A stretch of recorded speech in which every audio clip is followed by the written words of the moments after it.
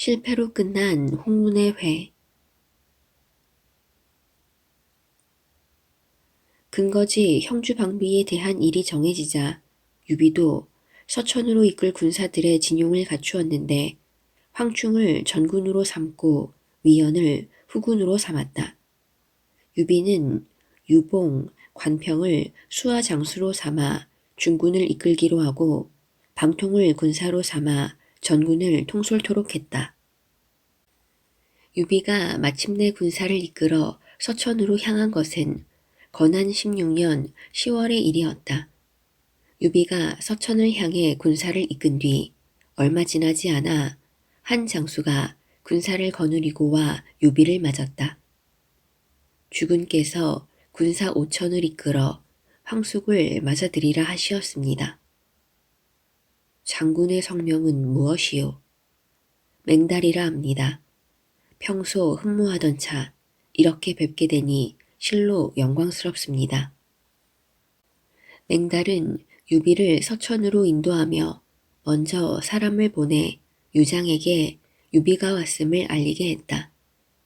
이에 유장은 유비가 지나칠 여러 주군에 글을 내려 형주 군사들에게 군량미와 필요한 물자들을 되어주도록 했다.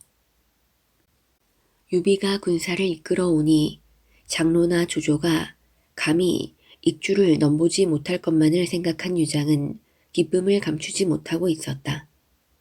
유장은 수하들에게 영을 내려 유비를 맞으러 나갈 채비를 치렀다. 그때 주부 황관이 다시 유장을 말렸다. 가셔서는 아니 됩니다. 이번에 가시면 반드시 해를 입게 될 것입니다. 제가 주공의 녹을 먹고서도 주공이 남의 관계에 빠지는 것을 그냥 두고만 볼 수는 없어 드리는 말씀입니다. 바라건대 주공께서는 다시 헤아리도록 하십시오. 그러나 유장은 화를 벌컥 내며 엄명을 내렸다. 유현덕은 나의 집안 형님이신데 어찌 나를 해치려 한단 말이냐. 다시 이 일에 대해 입을 여는 자가 있으면 목을 베리라. 유비에 대해 털끝만치도 의심을 품고 있지 않은 유장이었다.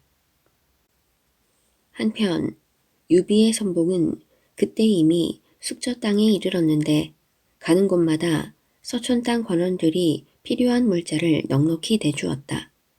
유비는 서천에 들면서 군사들에게 엄명을 내렸다. 누구든 백성들의 재물에 손을 대거나 뺏는 자가 있으면 그 자리에서 목을 베리라. 유비의 군령이 엄하니 군사들은 백성들에게 추호도 폐를 끼치는 일이 없었다. 그때 법정에게 장송이 보낸 전갈이 전해졌다. 법정은 장송의 글을 본 후 방통에게 다가가 귓속말로 다짐을 두었다. 장송에게서 온 밀서를 받았습니다. 부성에서 유장과 만날 때 그를 없애도록 하라는 것이었습니다. 그 기회를 놓쳐서는 아니 될 것입니다. 방통이 머리를 끄덕이며 법정에게 당부했다. 이 일은 결코 입 밖에 내어서는 아니 될 것이요. 유장이 유비를 맞기 위해 나온 부성은 수도인 성도에서 360여 리나 떨어져 있었다.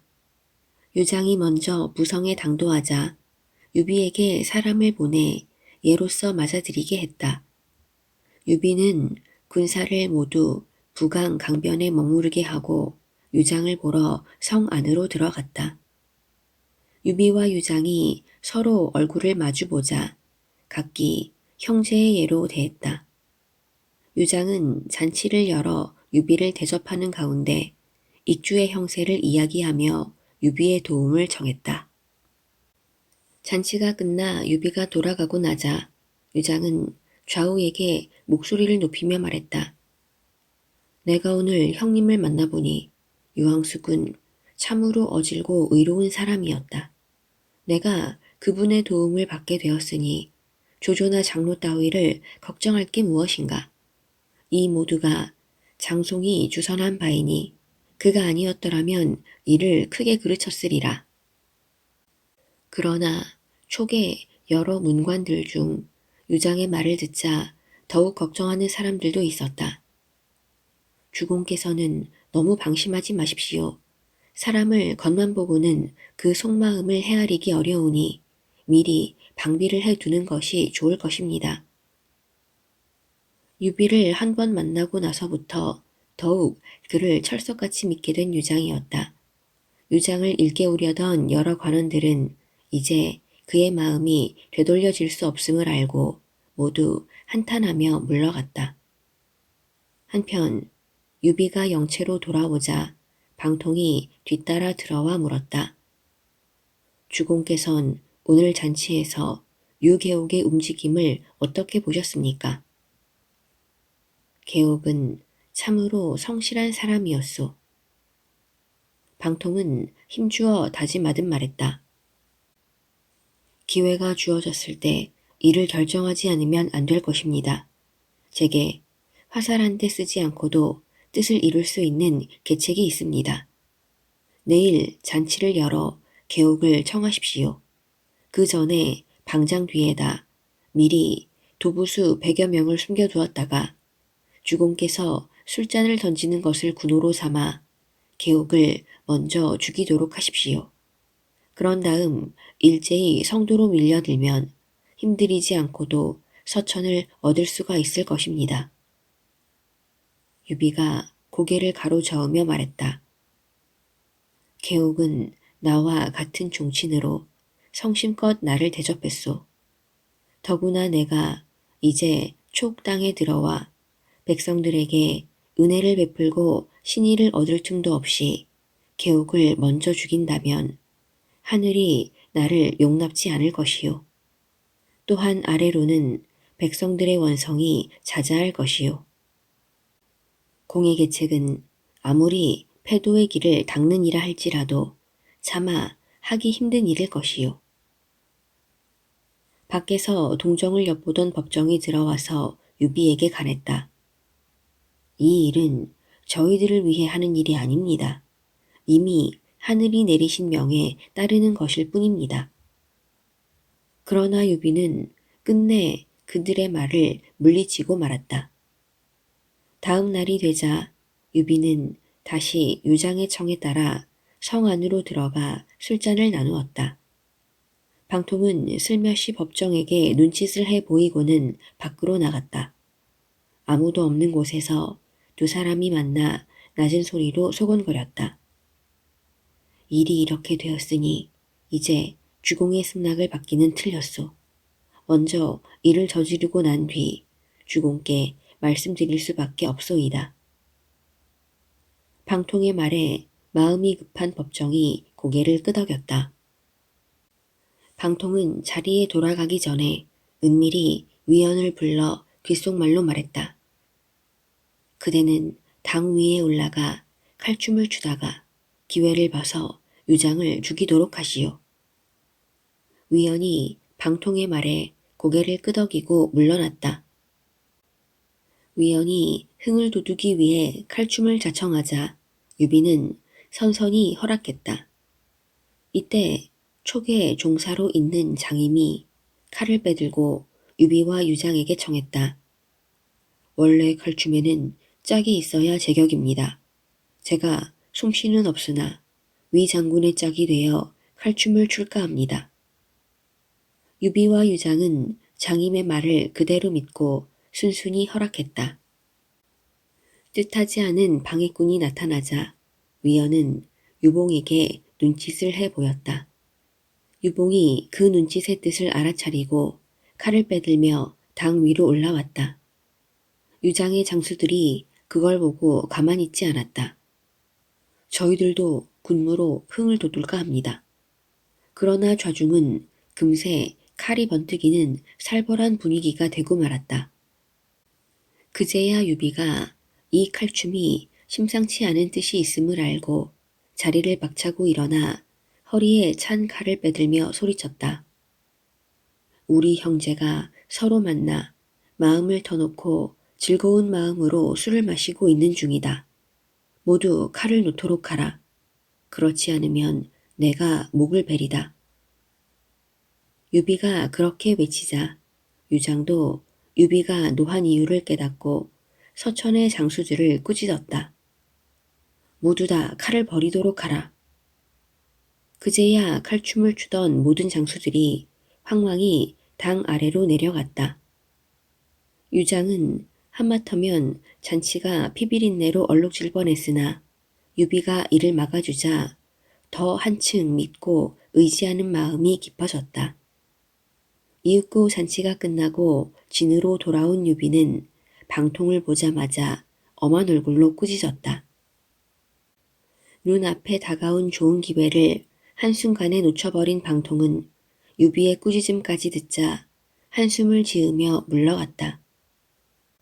한편 유장도 영체로 돌아가자 자연히 잔치 자리에 있던 일로 수하들과 얘기를 주고받았다. 주공께서는 오늘 잔치 자리에서 일어난 일들을 보셨을 것입니다. 이대로 있다가는 변고가 있을까 두려우니 급히 성도로 돌아가시는 것이 좋겠습니다. 그러나 낮의 일로 더욱 유비를 믿게 된 유장이었다. 유장이 장수들에게 엄한 목소리로 꾸짖었다. 장수들이 더는 입을 열지 못하고 물러나자 유장은 그 이후부터는 밤낮을 가리지 않고 술자리를 마련해 유비를 청했다. 그런 어느 날 사천의 경계에 가맹관에서 급보가 날아들었다. 한중의 장로가 대군을 일으켜 쳐들어오고 있습니다.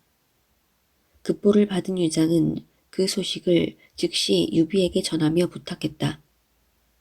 장로가 마침내 군사를 이끌어 온다 하니 형님께서 나가시어 그들을 막아주십시오.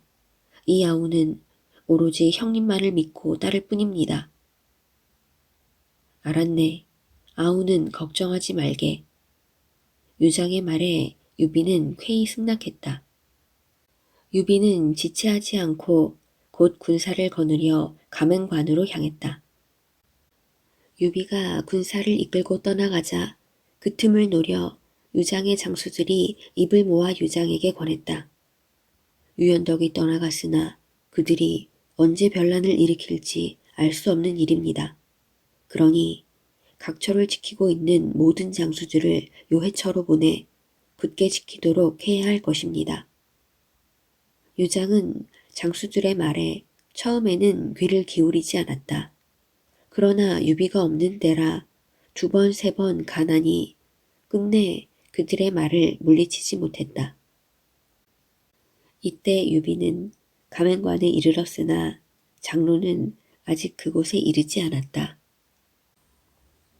유비가 익주 유장을 도와 장로 군사를 막으러 가맹관으로 갔다는 소식은 세작에 의해 곧 동호의 손권에게도 알려졌다. 손권이 이 소식을 듣고 기뻐하며 곧 문무의 장수들을 모아놓고 의논했다. 모사 고옹이 손권에게 권했다. 유비가 군사를 나누어 멀고 험한 서천으로 갔으니 급히 돌아올 수 없을 것입니다. 그러니 우리가 먼저 군사를 보내 유비가 돌아올 길을 끊고 한편으로는 군사를 일으켜 형주를 친다면 단번에 형주 양양을 되찾을 수 있을 것입니다. 바라건대 부디 그 땅을 도로 빼앗을 수 있는 이 좋은 기회를 놓치는 일이 없도록 하십시오. 그 계책이 참으로 묘하니요. 그때 호련 병풍 뒤에서 누군가 큰 소리로 꾸짖는 소리가 들렸다. 그럴 수는 없다. 그 계책을 말한 자를 목배야 한다. 누가 내 딸을 죽이려 든단 말인가. 내 평생에 딸이라고는 유비에게 시집보낸 그 아이 하나뿐이거늘 이제 군사를 일으키면 내 딸의 목숨은 어찌 된다는 말이냐. 오국태 부인의 꾸지람에 송권은 고개를 들지 못한 채 얼버무렸다. 염려하지 마십시오. 어찌 감히 어머님의 가르침을 어기겠습니까? 손권이 난간에 서서 오국태 부인 때문에 놓쳐버릴지도 모를 절호의 기회를 안타까워하고 있는데 문득 장소가 들어왔다. 주공, 제게 좋은 생각이 있습니다. 믿을 만한 장수 한 사람에게 군사 500을 주어 형주로 숨어 들어가게 하십시오. 그곳에가 공주에게 은밀히 밀서를 전하되 국태 부인께서 병이 위중하니 죽기 전에 따님을 한번 보고 싶어 하신다고 전하게 하십시오. 그런데 공주를 모셔올 때 유비의 단 하나뿐인 아들 아두를 함께 데려오도록 하십시오. 그렇게 되면 아마 유비는 분명 볼모로 잡힌 아들과 형주를 맞바꾸리 할 것입니다. 만약 유비가 응하지 않더라도 이미 공주를 모셔온 후이니 그때 군사를 일으켜도 늦지 않을 것입니다. 장소가 그렇게 말하자 손관이 감탄에 마지 않았다. 손관은 즉시 주선을 부르게 하여 은밀히 영을 내렸다. 주선은 장소에게 밀계를 들은 후 손관이 써준 거짓 편지를 품속에 넣은 뒤 군사를 거느려 밤을 도와 형주로 향했다.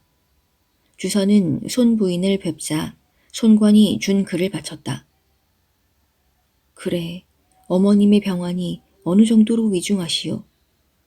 손 부인이 눈물을 흘리며 주선에게 물었다. 국태께서는 오늘 내일을 장담할 수 없을 정도로 위중하십니다. 만약 부인께서 늦게 가셨다가는 살아계실 때 뵙지 못할까 두렵습니다. 국태께서는 외손자인 아두 아기도 한번 보시는 게 소원이라 하십니다. 손 부인이 걱정스러운 얼굴로 말했다. 지금 황수께서는 군사를 거느리고 멀리 가시고 아니 계시오. 내가 친정으로 가더라도 사람을 시켜 먼저 군사께라도 알려야 하오. 그러자 주선이 황급히 손 부인을 말렸다. 만약 군사께서 황수께 여쭈어 보고 분부가 있은 후에라야만 허락할 수 있다고 하면 어쩌실 작정이십니까? 그러시다가는 영영 부인께서 어머님을 뵙지 못하게 될 것입니다. 지금 강가에 빠른 배가 와서 기다리고 있습니다. 곧 수레에 오르시어 성을 빠져나가도록 하십시오. 어머님의 병이 깊다 하니 날개라도 있으면 날아가고 싶은 손 부인의 마음이었다. 마침내 주선의 말을 조차 곧 수레를 대령시키게 한 뒤 7살 난 아두 아기를 안고 수레에 올랐다. 주선을 뒤따라온 군사 30여 명은 칼과 창을 든 채 손 부인을 호위하여 형주성을 빠져나간 후 강가로 달려갔다. 주선은 손 부인이 배에 오르자 군사들을 재촉하여 닻을 올리고 동으로 떠나려 했다. 그때였다. 문득 강가 언덕에서 말 울음소리와 함께 누군가 크게 외치는 소리가 들렸다. 배를 잠깐 멈추도록 하라. 떠나는 부인을 전송하러 왔다. 사람들이 놀란 눈으로 보니 그는 바로 조운이었다. 조운은 손 부인이 형주성을 떠날 때 마침 초소를 순시하던 중이라 성 안에 없었다. 순시를 끝내고 성 안으로 돌아오던 조운은 손 부인이 아두 아기를 안고 형주성을 나갔다는 소리를 듣고 깜짝 놀라며 뒤따르던 사오기만을 거느리고 강가로 달려나온 것이었다. 조운이 배를 따라 강가를 달리며 외쳤다. 가시는 부인을 막으려 하지 않겠습니다. 다만 긴히 드릴 말씀이 있으니 제 말 한마디만 듣고 가도록 하십시오. 그러나 주선이 그 말을 들을 리가 없었다. 다만 군사들을 재촉하여 급히 배를 몰았다. 조운은 마을 위에서 창을 든 채 고기잡이 배 위로 뛰어내렸다. 저 배를 빨리 따라잡으라. 조운이 어부들에게 소리쳤다. 조운이 기합소리와 함께 흠뻑 몸을 솟구쳐 큰 배 안으로 몸을 날렸다. 조운이 배 안으로 걸어가자 손 부인은 아주를 품에 안은 채 큰 소리로 꾸짖었다. 그대가 어찌 이리도 무례한가? 조운이 부드러운 목소리로 물었다. 주모께서는 어디로 가십니까? 어찌하여 군사께도 알리지 않고 떠나십니까? 어머니께서 병환이 위독하시다니 급히 가느라 미처 알릴 겨를이 없었소. 조우는 몸을 굽히면서도 정색을 하고 물었다. 주모께서 운병을 가시는데 어찌하여 작은 주인을 데리고 가십니까? 우리 주공께서 평생에 하나밖에 두지 못한 혈육이십니다. 그런데 부인께서 주인께 아르지도 않고 동호로 데려가시려 하니 이는 도리가 아닙니다. 그러나 조운의 말에 쉽사리 기가 꺾일 손 부인이 아니었다. 노한 목소리로 조운을 꾸짖었다. 그러나 조운은 조금도 누그러짐 없이 말했다. 만약 작은 주인을 넘겨주시지 않으신다면 저는 10,000번을 죽는 한이 있더라도 결코 부인을 가시게 할 수는 없습니다. 그러자 손부인 옆 시녀들이 조운을 향해 덤벼들었다. 조운이 좌우에서 덤벼드는 시녀들을 밀쳐버린 다음 얼른 손부인의 품에 안긴 아두를 빼앗아 안고 뱃머리로 올라왔다. 조운이 막상 뱃머리로 나왔으나 타고 왔던 고기잡이 배는 이미 떠나가고 없었다. 배 위에서 오도 가도 못하게 된 형국이었다. 꼼짝없이 동호로 실려가게 된 조운이었다. 조운이 가슴을 끓이며 강물 위를 살피고 있는데 문득 하류의 나룻가에서 배 10여 척이 옆으로 늘어선 채 청홍백의 무수한 길을 흔들고 북소리를 울리며 다가오고 있었다. 배들이 점점 가까이 다가오자 한 장수가 손에 긴 창을 들고 큰 소리로 외치는 소리가 들렸다. 형수님께서는 조카를 두고 가십시오. 조운이 문득 귀에 익은 소리라 자세히 살펴보니 그는 틀림없는 장비였다. 장비는 주선이 탄 배로 칼을 빼들며 뛰어올랐다. 장비가 달려드는 주선을 향해 칼을 한 번 후리자 주선의 목이 배 위로 굴러떨어졌다. 장비가 주선의 머리를 주워들더니 손부인 앞으로 내던지자 손부인은 크게 놀라며 소리쳤다. 어찌하여 이리 무례하십니까? 형수님은 우리 형님을 중히 여기지 않으시고 마음대로 집으로 돌아가시니 그 이상 무례할 데가 어디 있겠소.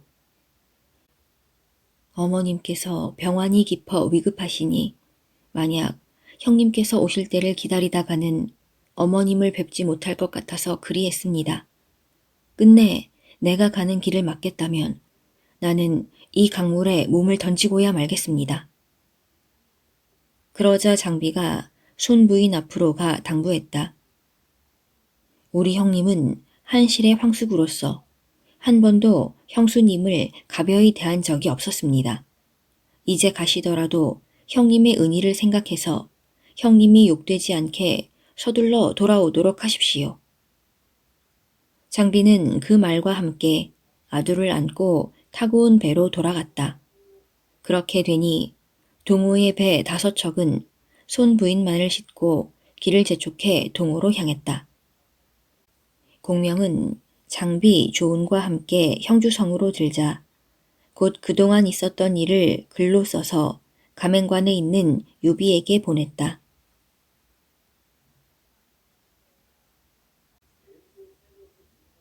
조조, 위공이 되어 강동으로 군사를 내다. 한편 오후의 누이 손부인은 간신히 동호로 돌아왔다. 내 누이가 돌아왔으니 이제 현덕과는 아무런 인연이 없다. 거기다가 주선마저 그들의 손에 죽었으니 내 기어이 그 원수를 갚고야 말리라. 손권이 곧 문무관원을 불러 모아 형주로 군사낼 일을 의논하고 있는데 강북으로부터 놀라운 첩보가 들어왔다. 조조가 적벽의 원한을 풀겠다며 40만 대군을 일으켜 강동으로 쳐들어온다고 합니다. 크게 놀란 손권은 형주를 치는 일보다 조조를 맞아 싸울 일부터 의논해야 했다. 여몽이 나서 손권에게 권했다. 조조가 군사를 이끌어올 것에 대비하여 유수강 어귀에 제방을 쌓는 것이 좋겠습니다. 손권이 여몽의 말을 조차 곧 유수강으로 군사 수만을 보내고 기일을 정해 제방을 쌓게 했다. 군사들은 밤낮을 가리지 않고 힘을 다하니 손권이 정해준 기일 안에 큰 제방을 쌓을 수 있었다. 한편 허도에 머물고 있던 조조는 날이 갈수록 그 위세와 복록이 점점 더해지고 있었다. 조조는 이전부터 벼르고 있던 남정과 동호에 대한 원한을 씻고자 군사를 일으키기 위해 온 힘을 쏟고 있었다. 마침내 대군이 출진 채비를 마친 후 허도를 떠나려고 할 때 장사 동소가 조조를 한껏 부추기며 아뢰었다.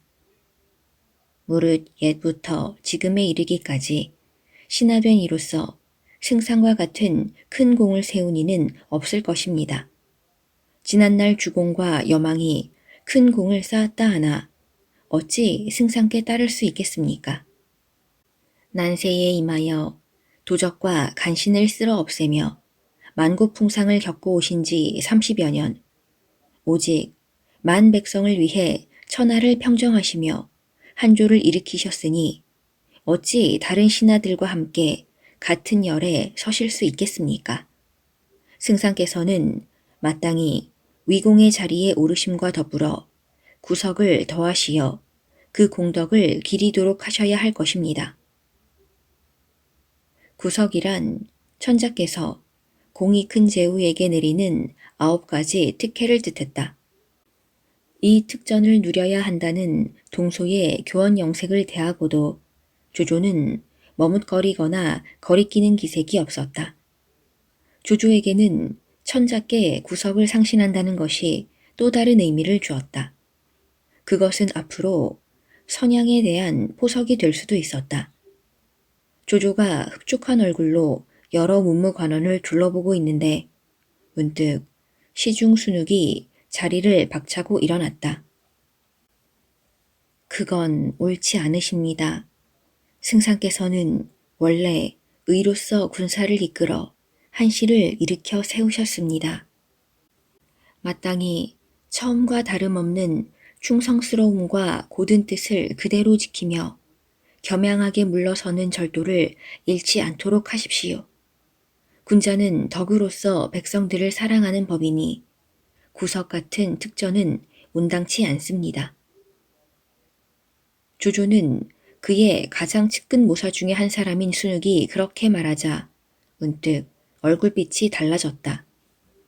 순욱은 원래 어디까지나 천자, 즉 한시를 일으켜 세우겠다는 생각뿐이었다.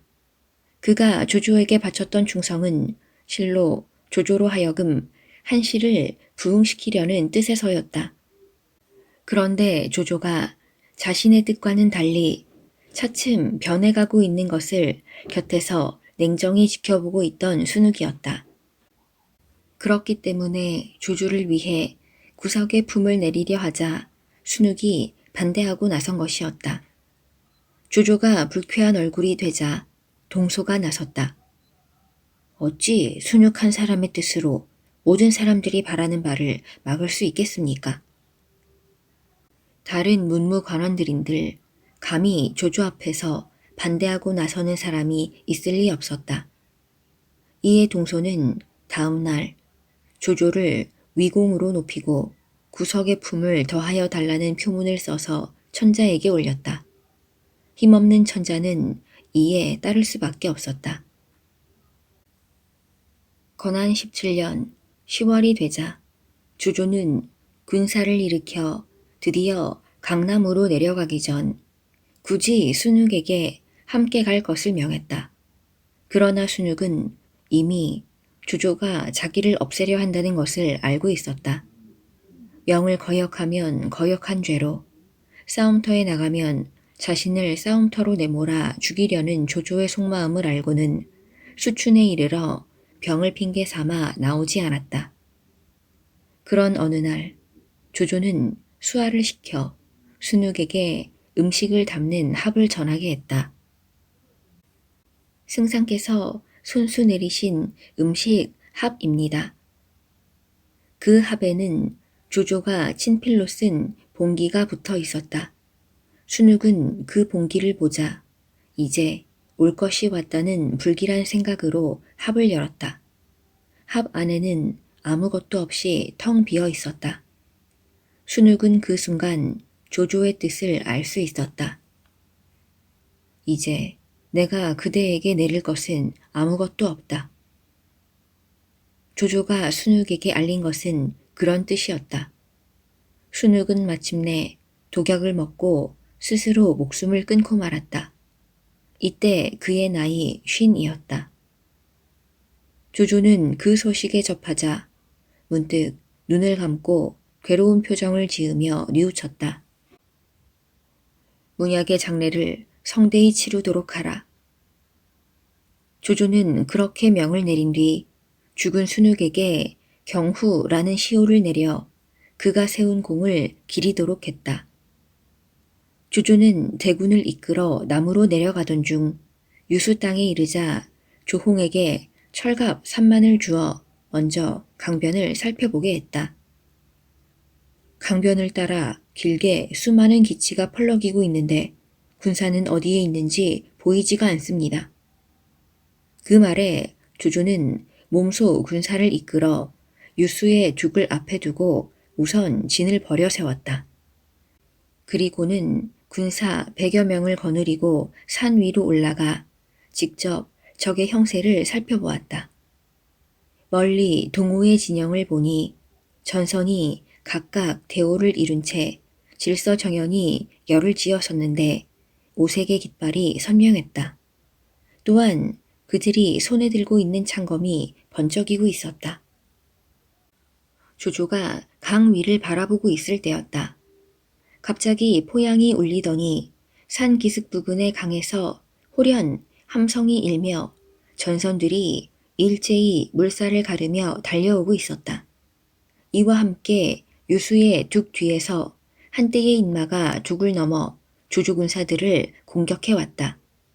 갑작스런 동호군의 급습에 그때까지 아직 싸울 채비도 갖추지 못한 조조군이 당황하여 달아나기에 바빴다. 문득 산 아래를 보니 기병 천여 명이 쏜살같이 산을 돌아 조조 쪽으로 몰려오고 있었다. 조조가 그들을 이끌고 오는 앞선 장수를 보니 푸른 눈에 자줏빛 수염의 장수였다. 허리는 길고 다리는 짧은 데다 남쪽 사람 특유의 단단하고 날렵해 보이는 모습을 한 장수는 다름 아닌 손권이었다. 조조는 황급히 말머리를 돌려 달아나는데 손권의 좌우에서 말을 달려오던 한당과 주태가 나란히 조조를 뒤쫓았다. 허저가 한당과 주태를 맞아 있는 힘을 다해 막아내고 있는 동안 조조는 그 틈을 타 말을 달려 간신히 영체로 돌아갔다. 그런데 그날 밤 이경 무렵 진 밖에서 크게 함성이 일었다. 조조가 놀라 황급히 말에 올라 나가보니 영체 여기저기에서 불길이 이는 가운데 동호군이 대체 안까지 급습해왔다. 먼 길을 달려와 피로에 젖어 있던 조조군은 이 뜻밖의 야습에 제대로 싸우지도 못한 채 밀려날 수밖에 없었다. 날이 셀 무렵까지 혼전을 벌이며 쫓겨가다 조조가 군사를 수습했을 때는 빼앗긴 영체로부터 50여리나 물러난 이후였다. 애송이 송권한테 이런 패전을 당하다니. 조조는 자신의 경솔했던 용병을 뉘우쳤다. 그 이후로 조조는 며칠 동안은 꼼짝도 않고 영체를 지키며 장막에 들어앉아 병서만을 들여다보고 있었다. 조조는 결코 손권이 만만하지 않음을 알고 허도로 군사를 물릴까 했으나 동호 사람들이 비웃을 것을 생각하니 선뜻 군사를 돌릴 수도 없었다. 조조가 결정을 내리지 못하고 있는 사이 한 달이 흘러갔다. 어느새 건한 18년 정월로 접어들었으나 싸움의 형세는 마찬가지였다. 그런데 정월부터는 매일 억수 같은 비가 내렸다. 밤낮 없이 내리는 비로 개울물이 넘쳐 왁사도 마구간도 모조리 홍수에 휩쓸리게 되니 군사들의 어려움은 말로 다할 수가 없었다. 다음에는 당연히 식량난이 일었다. 군사들은 줄임배를 움켜잡고 고향 산천만을 그리워했다. 사세가 이 지경이 되자 조조도 걱정이 앞서지 않을 수 없었다. 조조는 이런 상태로 날짜만 흘려보낼 수는 없다고 여겨 여러 모사를 불러 모아 의논했다. 그러나 모사들의 의견이 엇갈려 조조가 결정을 내리지 못하고 있는데 문득 군사 하나가 와서 조조에게 알렸다. 동호에서 사람을 보내 글을 전해왔습니다. 조조가 그 글을 뜯어보니 오후 손권이 보낸 것이었다. 나도 승상도 다 같은 한나라의 신하요. 그런데 승상은 백성들을 편안케 하여 나라에 보답할 생각은 하지 않고 경솔히 군사를 일으켜 백성들을 어렵고 고단케만 하오. 이는 결코 어진이가 할 짓이 아니지 않소. 이제 봄이와 물이 점점 불어날 터인즉 그대는 급히 군사를 거두어 물러나도록 하시오. 그렇지 않으면 지난날 적벽 싸움 때처럼 또 한 번 큰 화가 미칠 것이니 잘 헤아려 보기 바라오. 송권의 글은 그렇게 끝맺고 있었는데 서신 뒤쪽에는 식구 2줄까지 적어 놓았다. 그대가 죽지 않는 한 이 몸이 편안치가 않네. 조조가 그 식구를 보더니 가만히 웃으며 말했다. 맞는 말이군. 과연 손중모는 거짓말을 않는군. 조조는 동호에서 온 사자에게 상을 내린 후 여러 장수들에게 군사를 되돌릴 것을 명했다. 여강태수 주광에게는 완성을 맡겨 잘 지키도록 당부한 다음 군사를 허도로 이끌었다. 한편 손권은 말릉으로 돌아온 즉시 군사들에게 쉴 틈도 주지 않고 여러 장수들을 불러 의논했다. 이제 주조는 허도로 돌아갔으나 유비는 아직 가맹관에서 돌아오지 않았다. 이 기회를 놓치지 말고 군사를 이끌어 형주를 취하는 것이 어떻겠는가. 그러자 원로인 장소가 손권의 젊은 혈기를 달랬다. 지금 군사를 이끄실 필요는 없습니다. 유비가 다시는 형주로 돌아오지 못하게 할 계책이 저에게 있습니다. 지금 군사를 이끌어 형주로 향하면 조조는 반드시 그 틈을 노려 다시 이곳으로 내려올 것입니다. 그러니 글 2통을 닦아 하나는 유장에게 보내고 또 하나는 장로에게 보내도록 하십시오. 유장에게는 유비가 우리 동호와 동맹을 맺어 서천을 빼앗으려 한다고 보내고 장로에게는 유비가 형주에 없는 틈을 타 형주를 빼앗으라고 하십시오. 유장은 그 글을 받고 유비를 의심하여 그를 치게 될 것이고 장로는 형주를 취하려는 생각에 형주를 침범하게 될 것입니다. 그렇게 되면 유비는 머리와 꼬리가 서로 도울 수 없는 지경에 이르게 됩니다. 그때를 틈타 우리가 군사를 이끌어 형주로 지쳐들면 형주는 어렵지 않게 우리 손 안에 굴러들 것입니다. 손권은 장소의 말에 고개를 끄덕였다. 이에 손권은 급히 2통의 서신을 닦아 유장과 장로에게 보냈다. 한편 유비는 가맹관에 머물면서 그곳 백성들의 민심을 얻기 위해 힘을 쏟고 있었다. 그럴 무렵 형주에서 공명이 보낸 글을 받았다. 그 글에는 손부인이 동으로 돌아간 사실과 조조가 강동으로 군사를 이끌어 동호의 유수를 침범한 사실이 적혀 있었다. 유비가 놀라며 부군사 방통을 불러 의논했다. 조조가 강동으로 군사를 내어 손권을 친다고 하니 이 일을 어찌하면 좋겠소. 조조가 이겨도 형주를 취하려 할 것이요. 손권이 이겨도 한 가지로 형주를 뺏으려 들 것이요. 유비의 걱정에도 불구하고 방통은 태연스럽기 그지없었다. 주공께서는 걱정하실 필요가 없습니다. 형주에는 공명이 있으니 동호는 감히 그곳을 넘보지 못할 것입니다.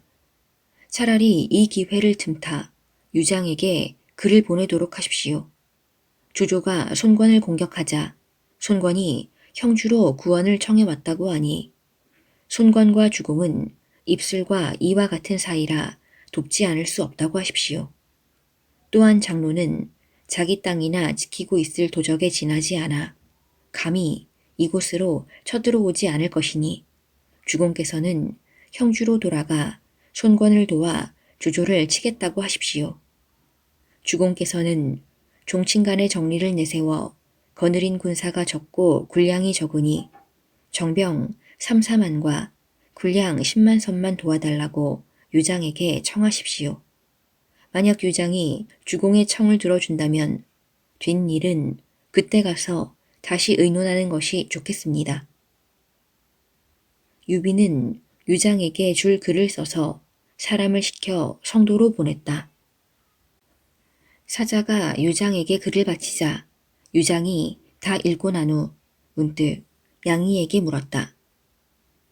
그대는 무슨 까닭에 함께 왔는가? 양이가 유장의 물음에 서슴없이 대답했다. 이 서신 때문입니다. 유비가 서천에 들어온 뒤로 널리 은혜와 덕을 베풀어 백성들로부터 민심을 얻으려 하니 그 속셈이 심히 의심스럽습니다. 그런데다 다시 군사와 군량을 내달라고 하니 이는 더욱 아니 될 일입니다. 결코 유비에게 군사와 군량을 내주셔서는 아니 됩니다. 유비를 도와주는 일은 바로 그 야망의 불에 관소를 쌓아주는 것이나 다름없는 일입니다. 곁에 있던 황건 역시 간곡히 가나였다. 양이의 말이야말로 진정으로 이 나라를 염려하는 충언이 아닌가 합니다. 주공께서는 굽어 살피소서. 이처럼 그 자리에 있던 모든 신하들이 한결같이 반대하고 나서자 유장도 그 의견에 따르지 않을 수 없었다. 국리를 거듭한 끝에 싸움터에서는 소용되지 않는 늙고 힘없는 군사 4천과 양곡 1만 선만을 보내기로 하고 유비에게 핑계를 대는 글을 써서 사자에게 주어 전하게 했다. 유장의 사자가 가맹관에 이르러 유비를 보고 절한 후 유장의 글을 바쳤다. 글을 다 읽고 난 유비가 크게 노해 소리쳤다. 나는 너희들을 위해 적을 막아주려고 이처럼 애쓰고 있는데 너희들은 재물을 쌓아두고도 보답을 하지 않으려 하는구나. 이래가지고서야 군사들에게 어찌 목숨을 바쳐 싸우라고 할 수 있겠느냐. 유비는 읽고 난 글을 그 자리에서 찢어버리고 벌떡 몸을 일으켜 안으로 들어가 버렸다. 그렇게 되니 마침내 유장이 유비에게 성도를 칠 구실을 만들어주고만 셈이었다. 방통이 유비에게 다가가 아뢰었다. 주공께서는 인의만을 무겁게 여겨 오시다가 오늘 유장의 글을 찍고 크게 노하셨으니 이제 유장과의 정은 다 버리신 것이 되었습니다. 제게 3가지 계책이 있습니다. 어느 것이든 주공의 마음에 드시는 계책을 한 가지만 결정해 쓰십시오. 그 하나는 지금 날랜 군사들을 가려 뽑아 밤낮을 도와 바로 성도로 지쳐 들어가는 것입니다. 미처 방비를 하지 못한 성도를 깨치는 것은 어렵지 않은 일입니다. 그러므로 이 계책이 상책이라 할 수 있습니다. 2번째는 양휘를 죽이고 부성을 빼앗은 뒤 성도로 들어가는 것입니다. 이 장수는 촉의 명장인데다 강한 군사를 거느리고 관을 굳게 지키고 있으니 그곳을 치기는 쉽지 않을 것입니다. 그러니 주공께서 거짓으로 형주로 돌아가신다고 하시면 그들은 바라던 바라 기뻐하며 전송하러 나올 것입니다. 그때 그를 죽이고 관을 빼앗아 부성을 차지한 뒤 성도로 밀고 들어가는 것이 중책입니다. 다음은 백제성을 물러난 뒤 곧장 형주로 돌아갔다가 천천히 때를 기다리는 것입니다. 그러나 이것은 하책에 지나지 않습니다. 만약 이 세 가지 중에서 한 가지도 결정을 짓지 못하고 주저하시다가는 큰 낭패를 당하시게 될 것인즉 그때 가서 후회해도 소용이 없습니다. 유비가 잠자코 방통의 말을 듣고 있더니 잠시 후 입을 열었다. 군사가 말씀하신 상책은 너무 조급하며 하책은 너무 느리니 그 중간인 중책을, 느리지도 급하지도 않으니 중책을 쓰기로 합시다. 세 가지 계책 중에서 중책을 쓰기로 뜻을 정한 유비는 곧장 유장에게 보낼 글을 썼다. 조조가 부장 악진을 시켜 청리진을 침범하게 하였소. 여러 장수들이 그를 당적해내지 못한다는 급보가 왔기에 돌아가 그들을 막아야 하겠소. 공을 찾아갈 겨를이 없어 글을 써서 작별을 고하는 바이요. 그런데 유비의 글이 성도에 이르자 엉뚱한 변이 일어났다. 유비가 형주로 돌아간다는 말에 누구보다 크게 놀란 사람은 이를 여기까지 꾸며온 장송이었다. 장송은 안타까운 마음으로 유비에게 보낼 글 한 통을 닦았다. 사람을 시켜 그 글을 유비에게 보내려 하는데 마침 친형인 광안태수 장숙이 찾아왔다.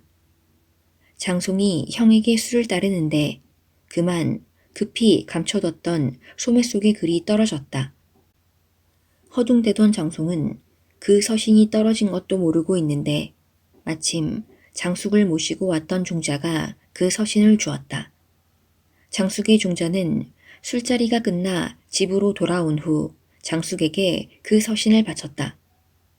이것을 펴본 장숙은 취기가 싹 가셨다. 내 아우가 집안 망칠 일을 꾸미고 있구나. 이 일을 그대로 두어서는 아니 되리라. 장숙이 그렇게 한탄한 후 곧 유장에게 달려가 그 글을 바쳤다. 제 아우가 유비와 내응하여 서천을 그에게 바치려고 역모를 꾸미고 있습니다. 유장은 그 글을 보고 나서 크게 노해 소리쳤다. 내가 오늘까지 저를 가볍게 대하지 않았거늘 어찌하여 나를 거역하려 든다는 말이냐. 유장은 이어 수하 장수들에게 엄명을 내렸다. 장송과 그 역적의 가죽을 모조리 잡아 저작거리에 끌어내어 목을 베도록 하라. 장송을 비롯한 그의 가족들은 그날로 저잣거리에 끌려가 목이 떨어지고 말았다. 유장은 장송을 죽인 후 곧 문무관원들을 모아놓고 유비에 대한 일을 의논했다. 유비는 원래 내 땅을 빼앗으려는 놈이었다. 이제 앞으로 어떻게 하면 좋겠는가? 그러자 유비가 서천에 들어올 때부터 반대했던 황권이 일어나 말했다. 지금은 머뭇거릴 때가 아닙니다. 곧 각처의 관소에 이 일을 알리고 군사를 더 늘려 굳게 지키도록 해야 합니다.